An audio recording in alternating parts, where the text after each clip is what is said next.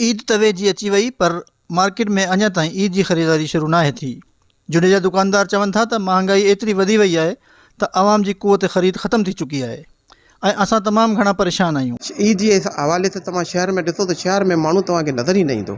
शहर ख़ाली लॻा पिया आहिनि, माण्हू जी ख़रीद फ़रोख़्त ख़तम थी चुकी आहे। इहो ई चवंदासीं त बाबा महिरबानी कयो त कुझु महांगाई खे कंट्रोल कयो। सही क्या रुझान होगा कारोबार, कोई रुझान नहीं है, बैठे हुए बिल्कुल फारिग बंद है। महंगाई जो करे तव्हां ॾिसो पिया ना का ग्राहकी आहे, कुझु बि न आहे, मार करे वेठा आहियूं, एतिरी महांगाई थी वई आहे। सब शइ उन्हनि वधाए छॾियूं आहिनि, हर शइ एॾी महांगी थी वई आहे, असीं छा वठूं ऐं अॻियां छा विकिणूं।